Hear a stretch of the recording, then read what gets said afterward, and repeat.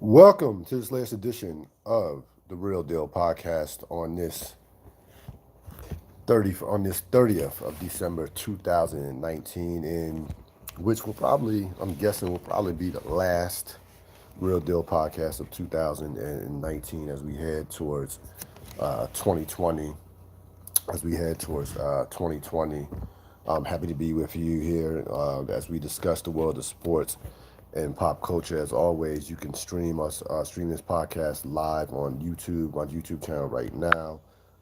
The comment channel is open for the comment channel is open on my YouTube podcast, on my YouTube channel, so you can stream it live.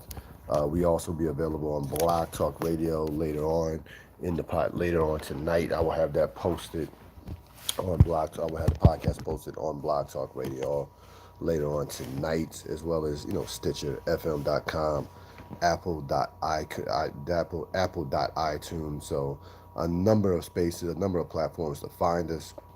I'm happy to be with you here as the 2019 NFL regular season has concluded.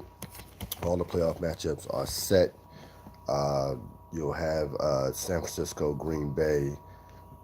You have San Francisco, Green Bay, Kansas City, Baltimore, and Kansas City are we'll have buys for next week. So those four teams will get a chance to get some guys healthier, as they will get 2 weeks off until the divisional playoffs in a couple of weeks. But a lot to discuss with the NFL, and we're gonna begin with probably the game of the day, San Francisco and Seattle, and a lot of again this game had a lot going on in this particular game. A lot, look back, a month from now, we might look back and say that this game determined possibly the Super Bowl champion in terms of the importance of this game and the importance of basically 3 inches. This game was basically 3 inches away. Seattle basically was 3 inches away from changing maybe the landscape of the NFC playoffs. San Francisco wins 26-21. They finish the season 13-3. They secure home field advantage. Give Seattle a lot of credit. Seattle looked dead in the water at halftime, down 13-0. Looked like they couldn't get anything going. Next thing you know, second half, Russell Wilson, they come out, get a touchdown, and it was a game from then on. Even San Francisco being up 19-7 at one point, Seattle battled back. They got the game to it got to a point 26-21, and they had the ball and had a false start penalty that really cost them, as they had first and goal at the 1 yard line. First and goal at the 1 yard line, but they had just an inexcusable false start penalty. That's a penalty you cannot get, especially at home, when you have the crowd in your favor. That's a penalty that just made no sense. They were pushed back to the 6 yard line, ran a good play, but just came up a couple inches short, as San Francisco walks off with a division title and with home field advantage. Give San Francisco a lot of credit. San Francisco, over the last month or so, went through a gauntlet of opponents: Green Bay, New Orleans, Baltimore, Seattle, and they finished, basically, their last five opponents. Five of their last six opponents basically had winning records. Even the one that didn't have a winning record, in terms of Atlanta. Atlanta's a good team. They beat the Rams also. Atlanta, which inexcusably didn't make the playoffs this year. We'll talk more about them over the course of the program. But you look at San Francisco's last six games. All those games were against tough teams. Five of those six games were against teams that were playoff caliber teams. The two teams that did not make the playoffs, we know, were talented teams that could have made the playoffs, in Atlanta and Los Angeles. Both are two of the biggest disappointments of the season. But the rest of the teams that they played, I mean, again, Baltimore, Green Bay, they go Baltimore, Green Bay, San Francisco, Seattle. Those teams, the Saints on the road. I mean, they went through a gauntlet and really showed themselves to probably be pound for pound, right there. They are right there with Baltimore as the most complete team in all of football. I know a lot of people. I know Baltimore is the odds-on favorite to win the Super Bowl, but if I had a choice right now, gun to my head, I would probably pick San Francisco. I would have Baltimore third actually. Well, I'll talk more about that later on in terms of who I think is going to go to the Super Bowl and who I think is going to win the Super Bowl. But San Francisco deserves a lot of credit. Um, this 2 weeks is going to help them out a lot. They're going to get some guys healthy. Coming back. D Ford will be back. He'll help him out a lot. Jimmy Garoppolo finished the season strong. I'm definitely a much bigger fan of Garoppolo than a lot of people are. I think he is a franchise quarterback, and I think he is a guy that you can win a Super Bowl with without question. So I think San Francisco. That was a big game for San Francisco, to say the least. You're talking about the difference between being a number one seed and a number five seed. Had they went on, and then big for the Eagles as well. Um, because the Eagles get to face the Seattle team that is certainly beatable. Seattle is favored 1.5, basically a pick'em game on the road against the Philadelphia Eagles, but Eagles would have had basically, I thought, no chance against San Francisco. And San Francisco having to go on the road would have had to go on the road all 3 weeks, all 3 weeks to get to the Super Bowl. That's always, I don't care, and we've seen it done before. We've seen six seeds, we've seen wild card teams get to the Super Bowl. But it's been a while since we've seen a wild card team. You look at the last 3 or 4 years, the last 4 or 5 years, it's been a while since a wild card team got to the Super Bowl in recent memory. I mean, you look at the New Englands, the Seattles, those teams. Most of those teams have gotten to Atlanta a couple of years ago. The Rams. Most of those teams that have gotten to the Super Bowl in the last 5 to 6 years have been a top two seed, has been a team with a bye. Hard to go that road of going straight through, of going on the road, or winning 3 games to get to a Super Bowl. You want that bye week. That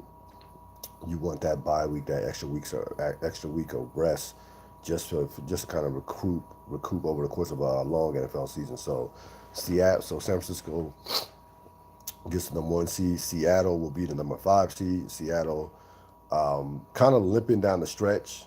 Had a bad loss to Arizona last week.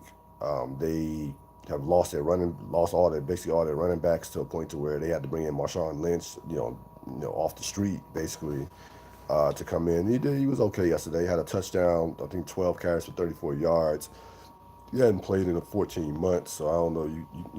He's not going to be what he once was, but he is definitely serviceable, and did get stopped on a 4th and 1, a key moment, a key situation in the game on the 4th and 1. Got stopped stone cold by the San Francisco defense, but did score a touchdown. So had a couple moments, a couple flashback moments of beast mode, but it was not enough as San Francisco held on to take the number one seed. Six against Seattle, will travel to Philadelphia and play that late game on Sunday at Philadelphia at Lincoln Financial. Green Bay takes out Detroit 23-20. Green Bay walked through this game in the first half, or basically the first 2.5 quarters. They picked it up in third quarter. Midway through the third quarter, Aaron Rodgers got hot. They turned Detroit over. Detroit lost some players. The Galladay, the star receiver, was a very good player, and Darius Slay, who's their top corner, a Pro Bowl caliber cornerback. I think he did make the Pro Bowl, but their top corner, he got knocked out of the game, and that really aided Green Bay in this comeback. They were down at one point 17-3, looking like they were about to blow a golden opportunity to get a top 2 seed. But Green Bay, again, not a big day out of Aaron Jones. Nice day out of Aaron Jones. Not Brett Favre. Aaron Rodgers had a big second half, and Green Bay was able to get the win off of Mason Crosby field goal, 23-20. Green Bay will have the number 2 seed. They'll get a home game, a guaranteed home game. They would have got a home game anyway. They were not going to fall below 3. They were not going to fall. They will get a home game, and regardless, because of the fact that they won a division, but they will get an extra week off with the bye, And a needed extra week for them. 13-3, they finish. Very just peculiar Green Bay season. Normally, Green Bay teams that finish with this type of record, you look at them as, without question, a team that could win the Super Bowl. This Green Bay team, I don't view them in that realm.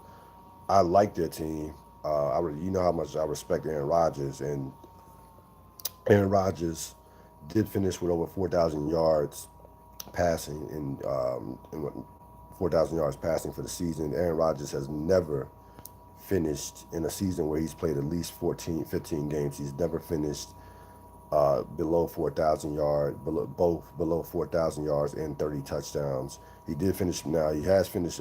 He did finish. He has had a year where last year he finished under 30 touchdowns, but finished over 4,000 yards. He's never had a season where he's finished both under 30 touchdowns and 4,000 yards in his career, playing at least 15 games. Now, ironically, the last time he finished under 30 touchdowns and under 4,000 yards was 2010. Was their Super Bowl season, where the 2009 season, or excuse me, 2010 season when they won the Super Bowl. That was the last time that Rodgers finished under 30 touchdowns and under 4,000 yards. He finished with 28 touchdowns and 11 interceptions. Listen, Green Bay, 13 wins is 13 wins. They got a lot of heat, a lot of criticism over the course of the year about winning ugly. They had a big win last Monday night against Minnesota. That was a tremendous win with the defense and with the running game and what have you. I know they took advantage of Dalvin Cook not being there, but injuries are a part of the game. Green Bay is very good. Is Green Bay a team that do I like San Francisco better than Green Bay? Absolutely. Do I like New Orleans better than Green Bay? Absolutely. I don't think Green Bay, can get to a Super Bowl. I think that the NFC is too tough. It'll be interesting to see who they match up with next week. Not next week, but in the divisional round. If you're Green Bay, you absolutely do not want to see the Saints in the second round. You are absolutely rooting for Minnesota. You're rooting for Minnesota to take out the Saints. You're rooting for say, who's playing the 4-5? Philadelphia and Seattle playing the 4-5. So you'd be rooting for Seattle, but you're basically you'd be rooting for Seattle to play. You're rooting for Seattle to win that game. In terms of that would have rooting for Seattle to win that game because, of course, the Saints, the San Francisco would play the higher seed. Would play the higher seed, so you'd be rooting. Well, even if that was the case, more than likely it's probably going to be Green Bay. I'm thinking it's probably going to be Green Bay and New Orleans playing in that second round, unless Minnesota takes out the Saints, which is highly unlikely. But like I said, I like San Francisco a lot more than Green Bay. I like New Orleans a lot more than Green Bay. But Green Bay knows how to win. You still have a Hall of Fame quarterback. You still have a running game that is built for the playoffs. They have their pass rush has found its second win over the last 3 or 4 weeks. The defense has played very well for the most part over the last month or so. So they could be dangerous. They're gonna have, they're gonna get at least one home playoff game. And the Saints, we know, even if it is the Saints are not the same team. Outside the Superdome, that's still an advantage for them to be, outside the Superdome. Then rather they would have no chance against the Saints in the Superdome. So we'll see what happens with that. But again, 13-3 is 13-3. And probably the shocker of the day, and maybe one of the shockers of the season, Miami takes out New England, and this was a devastating blow for New England. 27-24. Ryan Fitzpatrick, who just has 9 lives,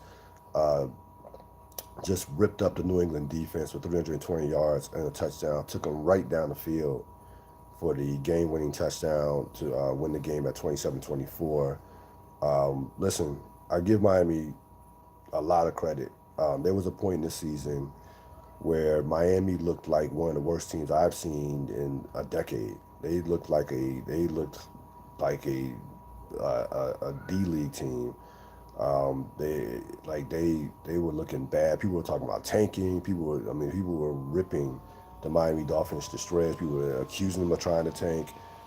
They finished the season. Flores, who used to be, of course, a defensive guy with coordinator with the Patriots, certainly a big win for his career. A big win in terms of shifting the culture of that franchise and the direction that franchise is headed is going in. Of course, we know they need a quarterback. They have a ton of draft picks. They have some nice building blocks to move forward coming off, especially coming off a win like that against a divisional rival in Foxborough. Like I thought there was no chance. And that just goes to show you that the Patriots are not what they once were, because the old Patriots don't lose that game with a bye on the line, with home field advantage possibly on the not home field advantage, but a home field advantage in the first round, in the divisional round, with that on the line. The old Patriots don't lose that game. Matter of fact, the old Patriots destroyed the Dolphins, a below 500 team in their own building. So that just tells you all you need to know about where the Patriots are right now. The Patriots, for the first time since 2009 season, will be playing in the first weekend of playoffs, the wild card weekend. Remember that particular season, that was Tom Brady's comeback season when he was coming back off the knee injury, the ACL. He had a great year that year and ended up being, I think, one comeback player of the year that year, but New England was not. New England got destroyed in that game by Baltimore 33-14. The famous Ray Rice run, and it had like an 85-yard run on like the first play of the game. So New England has not fared well in wild card games over in the Bill Belichick era, and they haven't been in too many of them. I think they've been in 2005, 2009. I'm trying to think. 2005, they went one. 2009, 2000. I think they might have been in one in 2006.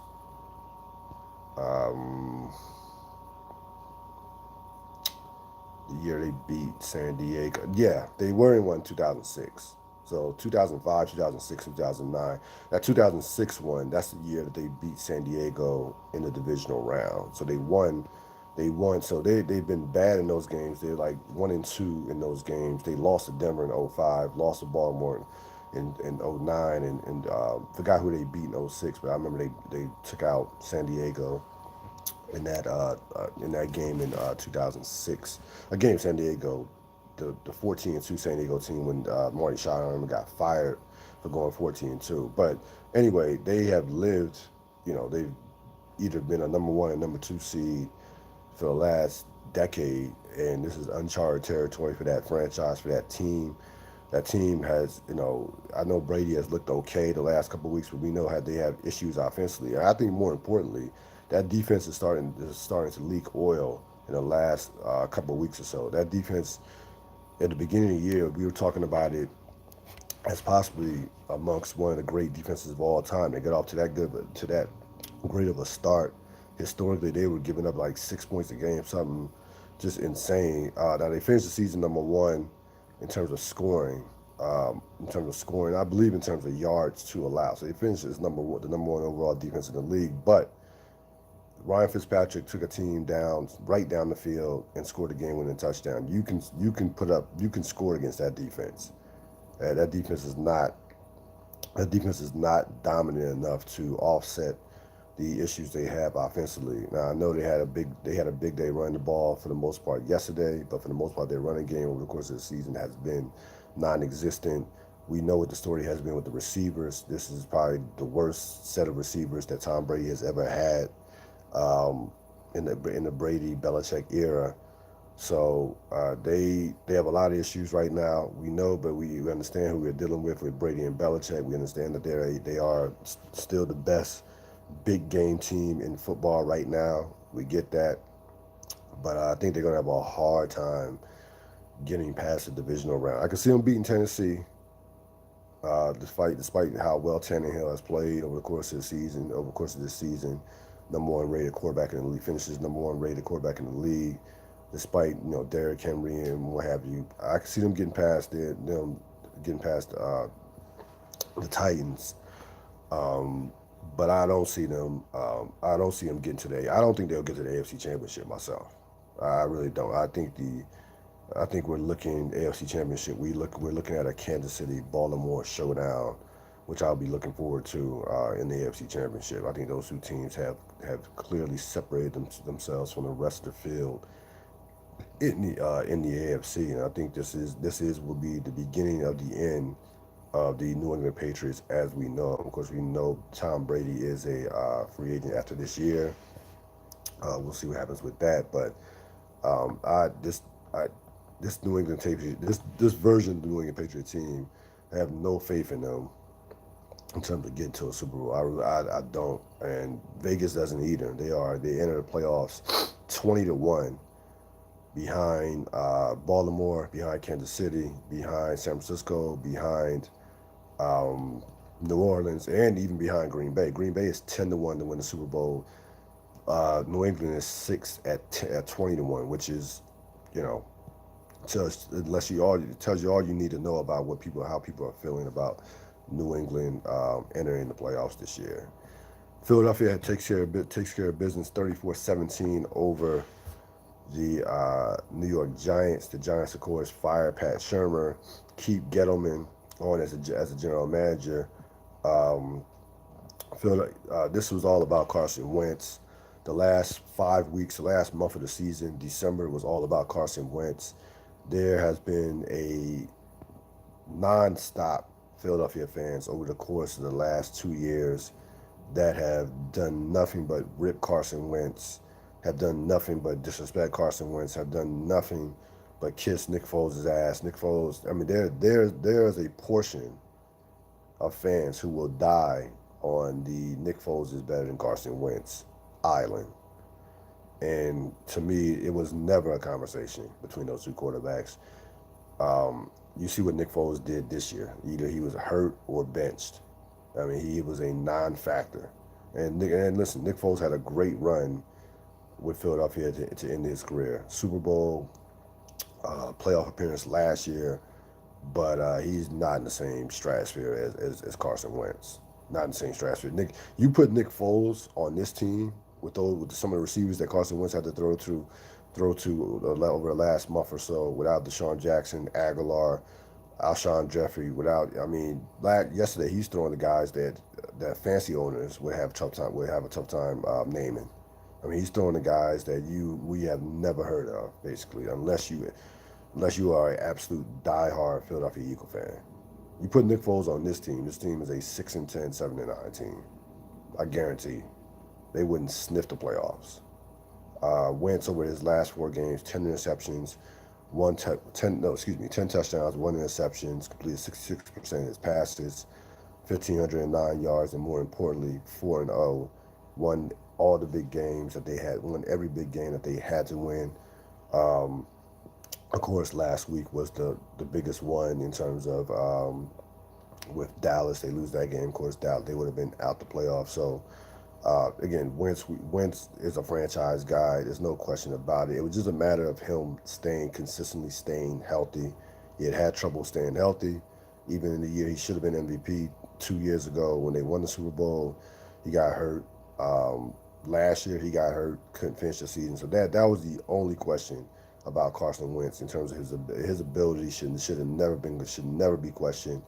He can make throws that quarterbacks, maybe only Aaron Rodgers and Pat Mahomes can make in terms of the quarterbacks in this league. So the Philadelphia fans, if you still are dying on the Nick Foles tree or Nick Foles island, I don't know what to tell you at this point. I really don't.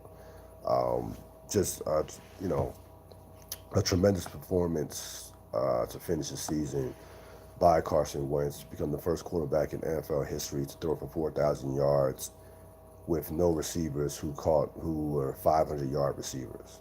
Now, Ertz is a tight end, not a wide. I'm talking about wide receiver. We know Ertz had 916 yards and 916 yards receiving as a tight end. I'm talking about wide receivers. None of his wide receivers cracked 500 yards.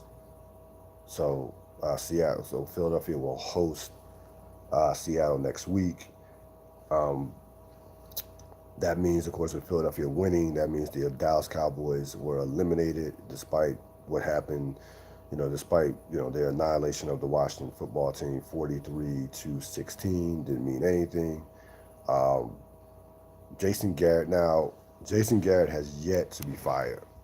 There have been conflicting reports. You have Mike Leslie from WFAA Sports reporting that Garrett, along with the entire Cowboy coaching staff, has been fired. I haven't seen it anywhere else. Pro Football Talk, ESPN, have not seen it anywhere else that Garrett has been fired. Matter of fact, Pro Football Talk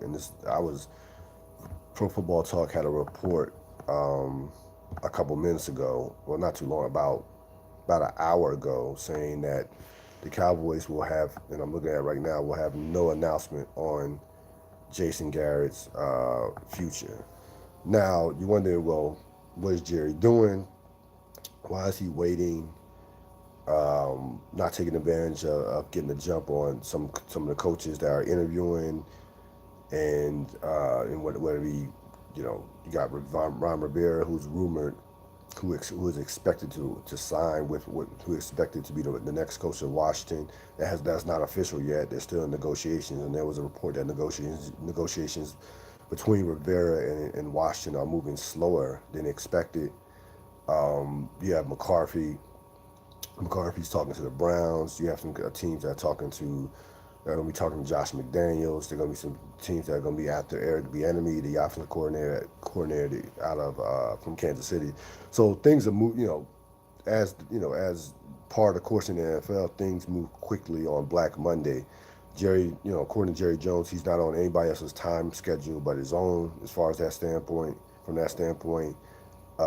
listen, it could be a case of cheaper to keeper, and what I mean by that is Jerry Jones loves power. He loves control.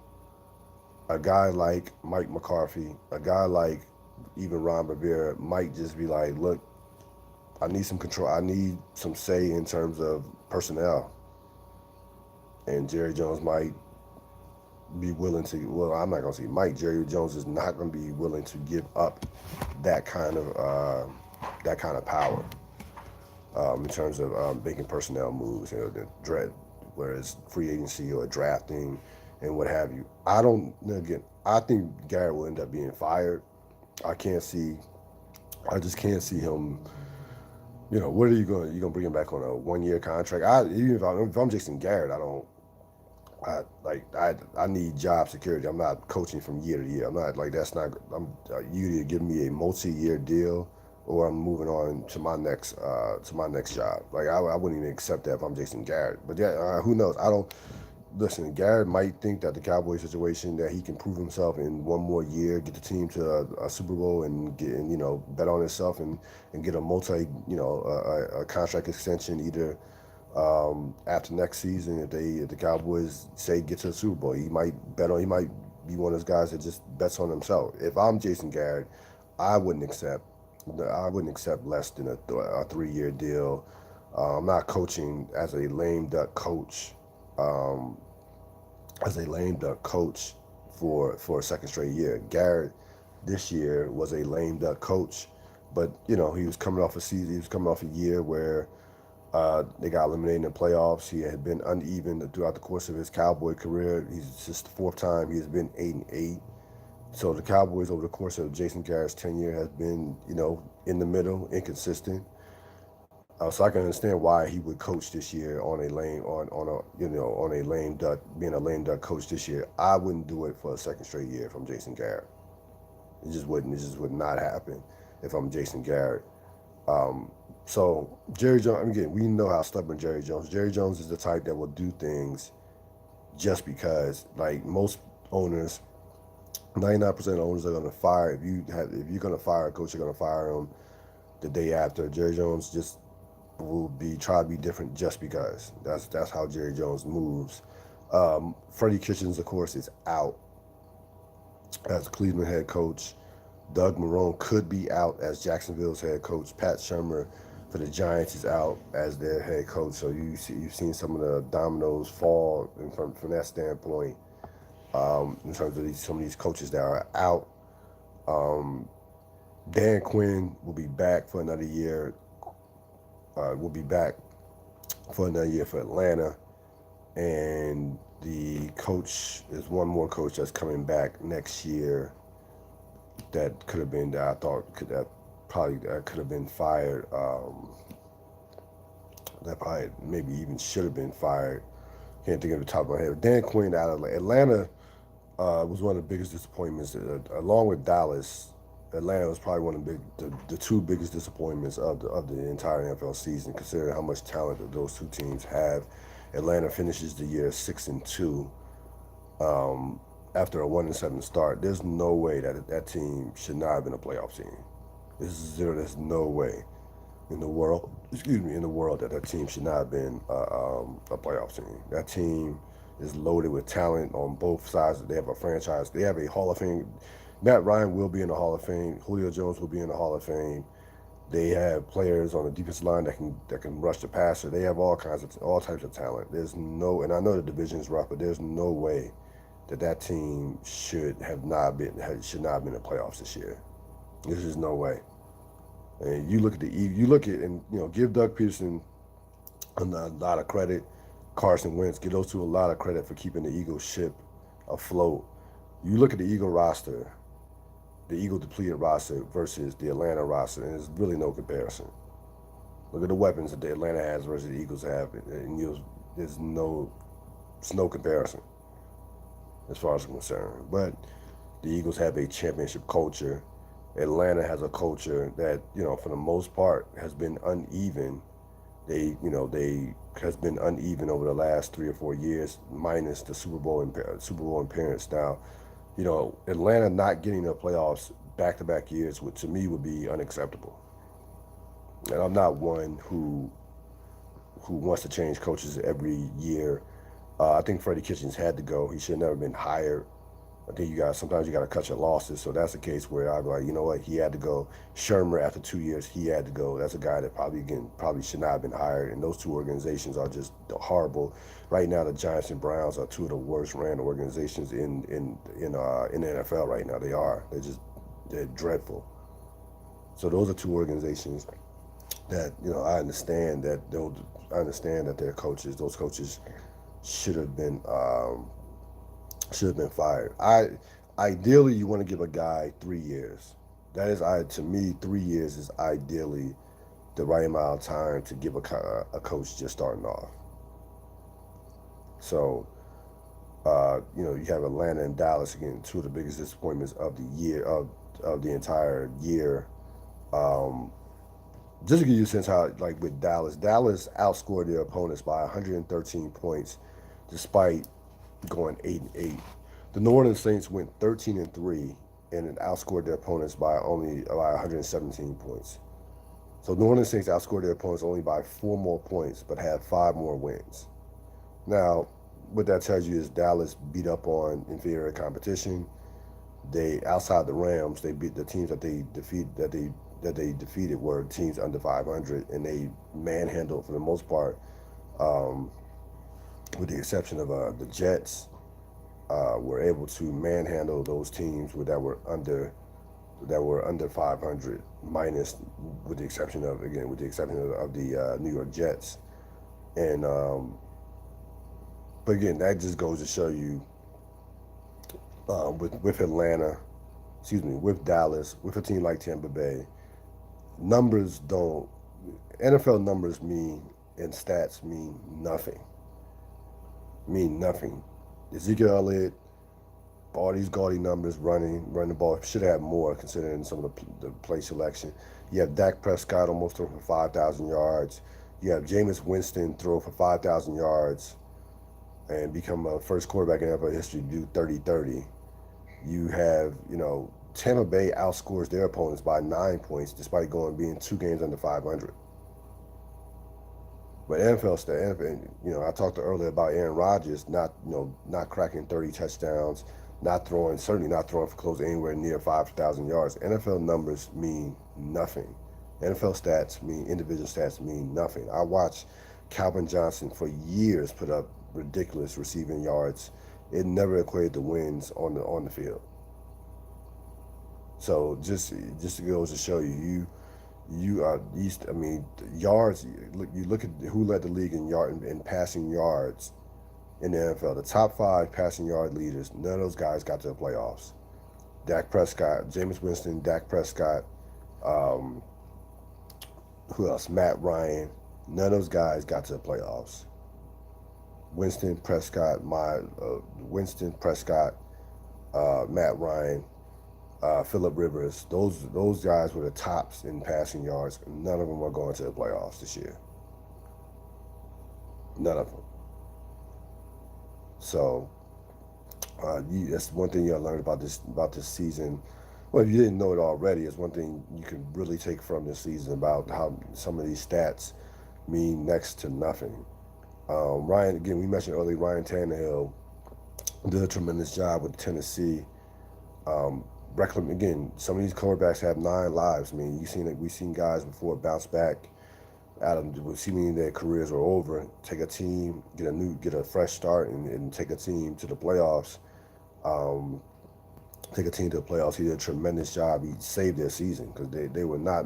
They don't bench him. They don't bench Mariota for him. There is no way that they are making. There's no way that Tennessee would have made the playoffs with Mariota being their quarterback. That quarterback class of 2015 has turned out to be a disaster. Gabbert, Winston, and Mariota. Those three guys are just will be probably those three guys will probably be searching for jobs next year. Gabbert, I mean, again, Gabbert's a backup anyway, but Mariota and Winston and Mariota, who were the top 2 picks in the 2015 job, will more than likely be on new teams.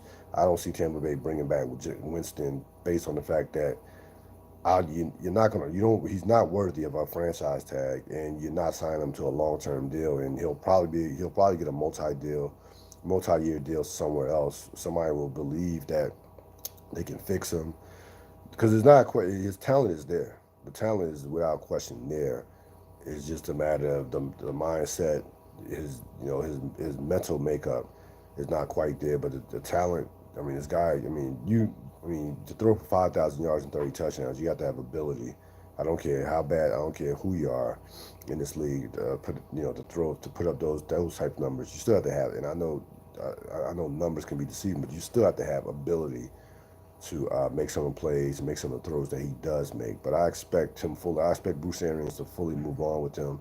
To me, if I'm Bruce Arians, I'm saying to myself, if I can't fix him, then what's the use? I expect there are going to be a lot of quarterbacks, a few veteran quarterbacks that I can see Bruce Arians going after.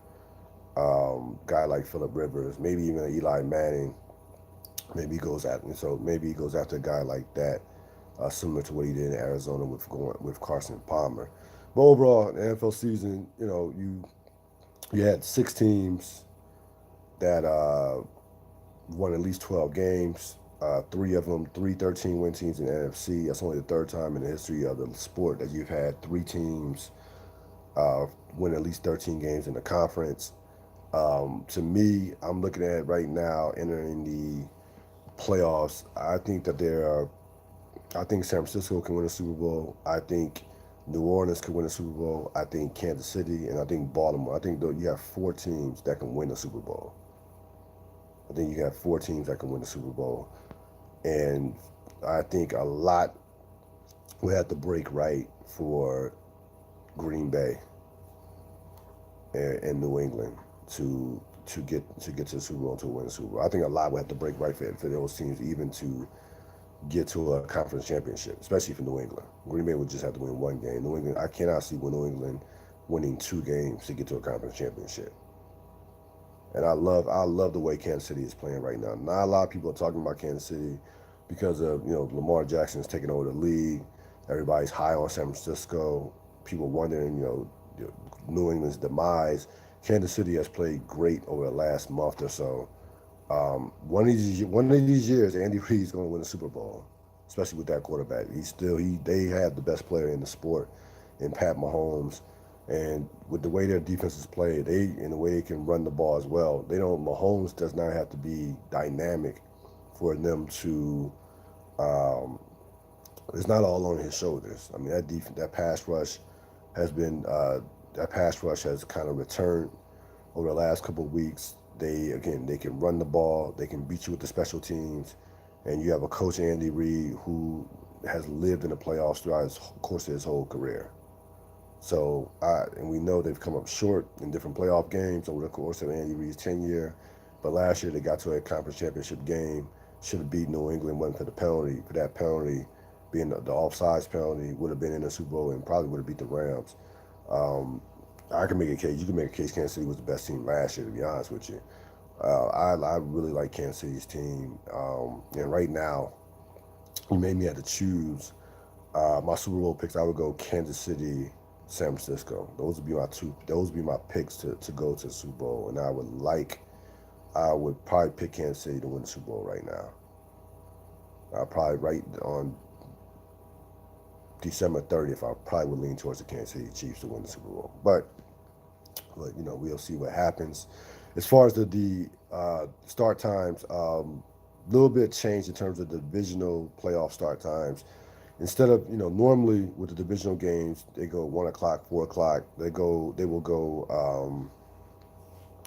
for the divisional round on a Sunday. They will go 3:05 and 6:40 for the divisional round. Yeah, so they go 3:05 and 6:40. Normally they've been going, for that Sunday they go 1 o'clock, 4 o'clock. So um, switching it up a little bit from the past in terms of their scheduling. In terms of their scheduling, so they changing up just with that little tweak. Um, Divisional round for that Saturday will be 49ers first game will be 4:35. Then they'll do the late. Then the 49ers will be for that first game will be 4:35, and then for the Saturday night game, we the Ravens hosting whoever hosting, to be determined at 8:15, and then they go Sunday 3:05 the Chiefs, 6:40 the Packers. So the Saturday is not unconventional in terms of the times, but Sunday they're switching it up a little. They're switching it up in terms of the times. Normally that divisional round on Sunday is a 1 o'clock, 1 o'clock 4:25. So they're switching it up from that standpoint. But looking forward to the playoffs. Um, as far as the Washington football team goes, listen, I don't care. It doesn't matter who the coach is. Daniel Snyder's still the owner, and you still have no one in charge of running the football operations and general manager and making those types of decisions. The fact that it took Daniel Snyder 10 years to realize that Bruce Allen was not that guy lets you know all you need to know about the current state of the franchise. So, people want to, if you're a Washington fan, you want to do hula hoops over the fact that Bruce Allen's out, sure. But Daniel Snyder is still the owner of the Washington football team. Um, if I'm, listen, there's talent, make no mistake about it, there's talent on that team. They have talent. They have talent on the offensive line. I like Geis as a running back. I like Terry McLaurin had a big year. I like Sims, some of the younger receivers that they have. They need they need to address the tight end situation. We know that. Jordan Reed to me is done. Vernon Davis is not a spring chicken either. So you need to find a tight end. We know you need to get better on the back end as far as the secondary though. Even Dunbar is going to be a star if he's developed correctly. He could be a star. He should have probably been in a Pro Bowl this year, but he's on a horrible team. Uh, I could see them getting rid of Josh Norman in that contract, but there is some talent on the team. It's just a matter of Haskins. This is a matter of who's going to develop Dwayne Haskins. I mean, what guy you're going to bring in to develop him. As far as the offensive personnel with the coaching, whether Rivera did some things with Cam Newton, got him to the Super Bowl, but overall, big picture, it does not matter who the coach of the Washington football team is, as long as Daniel Snyder is the owner. And the more important question is who's going to be making the football decisions. That is even more important than who's the head coach. So we'll see what happens. It sounds like the Rivera thing more than likely is going to happen. But to me, it does not matter as long as Daniel Snyder is the owner. As far as the college football playoffs goes, you had a dunk. You had one dunk. You had one terrible game, one clunker, and a clunker and a classic. The Ohio State Clemson game was as good of a playoff game as there's been since they started back in 2000 and in the 2014 season. That probably was the best semifinal game that they've had ever, without question. That was a heavyweight matchup. Ohio State has nobody to blame but themselves. Ohio State should have, probably should have won that game. They should have been up by at least 20 points going into half. Up by at least 20 points. They allowed Clemson to hang around, and when you allow a team like Clemson to hang around by getting field goals, scoring field goals, kicking field goals instead of scoring touchdowns, you are asking for trouble. Clemson, give them all the credit in the world. They did not panic. They are a veteran team. They are 9-2 in their last 11 bowl games. They know how to win football games. They know how to win big games. They are the best right now, especially with Alabama not being in the mix this year. Clemson remains the best big game team in college football right now. Um, I'm not gonna go crazy about that call or about the reversal on the fumble. Um, the replay official in the booth told you. He told Herb Street. He told Chris Fowler that it was going to get reversed. He was right on top of it, and I think it's a situation where you have to make a forward move. A forward move counts as a football move. Now, when I watched the play, when I watched it via replay, I thought that he had the ball long enough, and he took a couple steps backwards to where he had possession of the ball before it got stripped by the Ohio State corner. But apparently, you have to make a football move going forward, and that's why I think that was the determination that he did not turn and go forward and make a football move. It was not an egregious call. Like, it's not. We're not talking about Saints Rams from the NFC Championship last year. It wasn't like it was not an egregious call. It was a clear judgment call. The officials chose to reverse it. If you want to argue that there was not enough to reverse it, you can make that argument. Mostly, you would be probably an Ohio State fan making that argument. But if you want to be objective, you can understand why they reversed that call, because he did not turn to make a football move going forward. That the biggest play in that game though was the targeting that knocked out the corner, and that kind of ignited Clemson. It was 4th and 13. They were doing nothing, next to nothing offensively. They were down 16-0. So you figure they're down 16-0. The defense has to be tired because they had been on the field all throughout the course of the first half, and you're giving Ohio State the ball up 16-0. That changed the whole complexion of the game. They go on, score a touchdown, 16-7. Now all of a sudden they have life. Lawrence has the big run. At halftime it's 16-14, and at that point I thought you said this is Clemson's. We're in for a dogfight right now, and Clemson is as good as any team in the country at winning close games, winning big games, fourth quarter games. They are not going to panic whatsoever. I thought Lawrence was tremendous in the game. Um, Fields, again, and this is one thing that was overlooked going into that game. People were talking about, and people are already talking about it now, as far as championship experience. Trevor Lawrence who will be by the way, who will be the number one pick in next year's draft in 2021. This guy has championship experience. He won a championship last year. He was phenomenal. Was the MVP of the game of the game against Alabama last year. This was his third playoff game. You're talking about the Ohio State quarterback who's talented, who will probably be number 2 pick in next year's draft.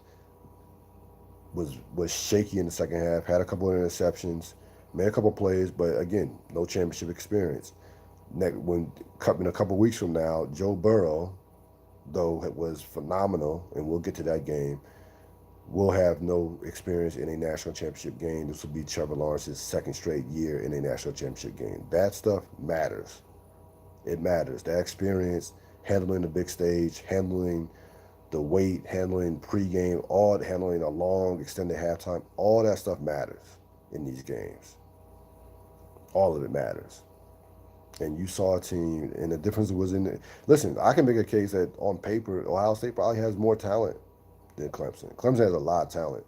Ohio State probably has more, but knowing how to win the big game, intangibles, that's something that you cannot account for in these games. And Clemson has more of that than any other team in the country. As far as what happened with Oklahoma and LSU, it was no surprise to me that Oklahoma and LSU won going away. But that was just what that showed you is there were three teams in college football this year who were heads and shoulders above everybody else. Yeah, LSU, Clemson, Ohio State. Everybody else were a few notches below. That's what that told you. And same thing probably would have happened to Oregon or Utah or whoever team you wanted to put in there as the fourth team going against LSU.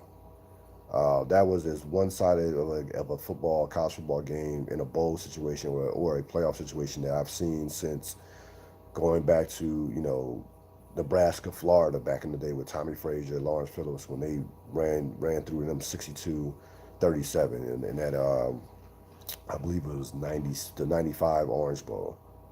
I mean that was that dominant. LSU was that dominant. They're breaking records left and right, scoring touchdowns. The receiver, breaking all types of records.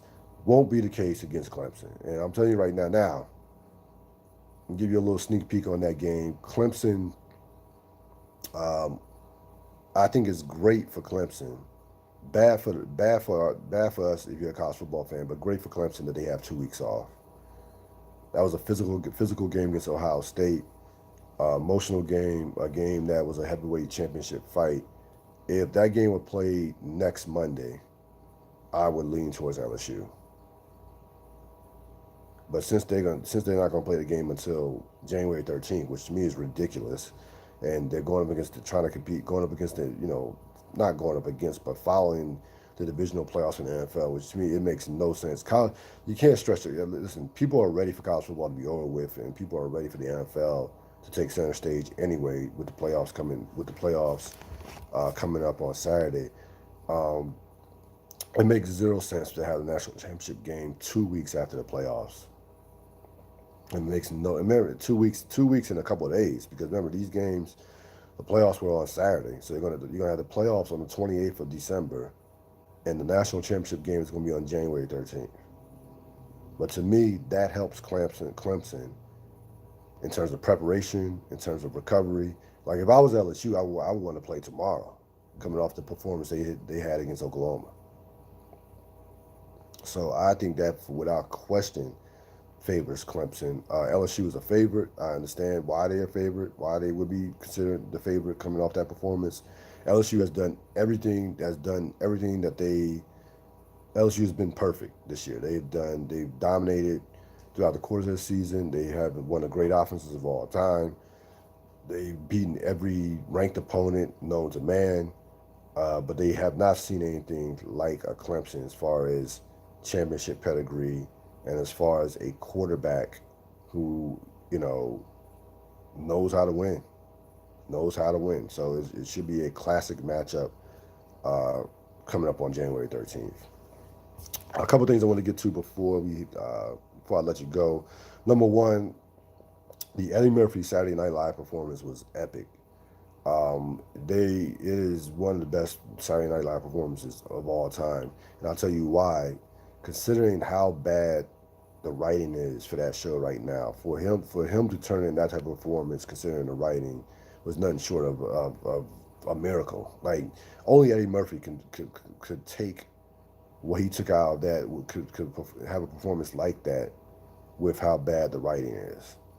And there are guys who are talented, and then there are guys who are iconic. And Eddie Murphy is iconic. And I remember hearing all this talk when Eddie Murphy was talking about when Eddie Murphy was making his comeback. Netflix, the movies, and everybody's talking about he's been out the game for a while and what have you, and so on and so on. So far, he's 2 for 2. Dolomite was a classic. This performance on Saturday Night Live was a classic. Now, the acid test will be him doing stand up. That'll be the acid test because stand up is the hardest thing you can do in comedy. Is doing stand up comedy without question. But are you really going to doubt Eddie Murphy? Like, are you really going to doubt Eddie Murphy? Because so far he's 2 for 2. And of course, you have Power coming back next Sunday. Um, at this point, I'm tired of all the theories, just ready for the show to get started. We will be doing exclusive shows, podcasts about Power in those episodes, just like we did with the mid-season finale a couple months ago. We'll do shows. We'll do 5 shows, 5 podcasts about each episode. Starting out with the first episode, I think it's titled "Still Dre." So that probably is going to give Dre's perspective, his perspective on what happened on that particular day, leading up to Ghost getting killed. And that's what they're going to do each episode, is give a different perspective from the characters who are being accused or are suspects, whether it's Paz, Tasha, Tommy. I'm guessing because there are more suspects in the episodes that they're going to probably combine. I'll make this prediction for you. They'll probably combine Sax and Paz. They'll probably combine those two. And I'm guessing you'll see Dre this week. You'll see Dre the first episode. Paz and Sax episode 2. And then you'll probably see a combination of Tommy, Tate will have his own. Tommy and Tasha will be combined, and Tyreek will be the series finale. I think that last episode will be strictly based on Tyreek's perspective. That's my prediction. So, because remember, you have 7 suspects and only 5 episodes. Dre will be by himself. Paz, Sax will be together. Tommy, Tasha together. Tate by himself, and Tyreek to finish off the finale.